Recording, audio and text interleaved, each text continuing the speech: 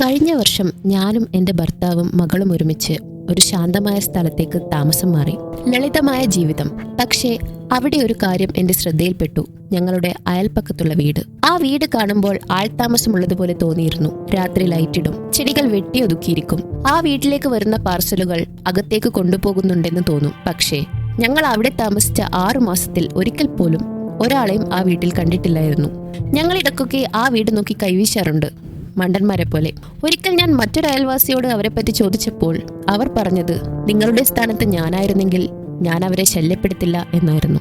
ഇപ്പോൾ ആലോചിക്കുമ്പോൾ അത് തന്നെ ഒരു റെഡ് ഫ്ലാഗ് ആയിരുന്നു. ഒരിക്കലൊരു രാത്രി 2 മണിയോടെ വീടിന് പുറത്തൊരു കാലടിയൊച്ച കേട്ടു. ഞാൻ ജനാല വഴി പുറത്തേക്ക് നോക്കി. നൈറ്റ് ഡ്രസ് ധരിച്ച ഉയരമുള്ള ഒരാൾ അടുത്ത വീട്ടിലേക്ക് തിരിച്ചു നടക്കുന്നത് ഞാൻ കണ്ടു. വീടിനകത്തേക്ക് കയറുന്നതിന് മുൻപ് അവൻ തിരിഞ്ഞു നോക്കി. നേരെ എന്നെ തന്നെയാണ് നോക്കിയത്. ഞാൻ നോക്കുന്നത് അവന് മനസ്സിലായതുപോലെ. അടുത്ത ദിവസം രാവിലെ ഞാനിത് ഭർത്താവിനോട് പറഞ്ഞു. അദ്ദേഹം പറഞ്ഞു, ആളുടെ ജോലി രാത്രി ഷിഫ്റ്റ് ആയിരിക്കും. ശരി, ഓക്കെ. പക്ഷെ അതിനുശേഷം കാര്യങ്ങൾ കൂടുതൽ ക്രീപ്പിയായി മാറി.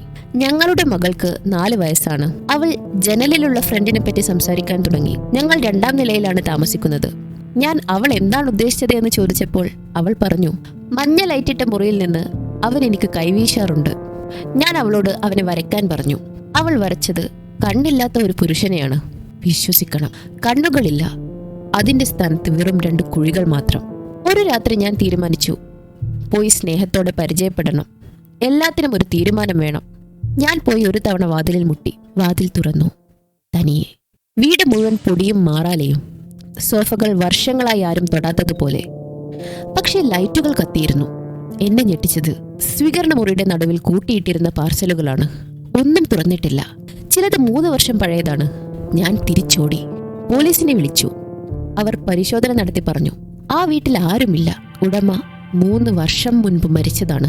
ഞങ്ങൾ ഒരാളെ കണ്ടതായി പറഞ്ഞപ്പോൾ അവർ പറഞ്ഞു, മാഡം, ഇങ്ങനെയൊരു റിപ്പോർട്ട് ഇതിനു മുൻപും വന്നിട്ടുണ്ട്. അടുത്ത മാസം ഞങ്ങൾ വീടൊഴിഞ്ഞു. പക്ഷേ ചില രാത്രികളിൽ 2 മണിക്ക് ഇപ്പോഴും ഞങ്ങളുടെ വീടിന് പുറത്തൊരു മഞ്ഞ വെളിച്ചം കാണുന്നതായി തോന്നാറുണ്ട്. ജനലിന് പുറത്തു നിന്നും ഒരാൾ കൈവീശുന്നതായും.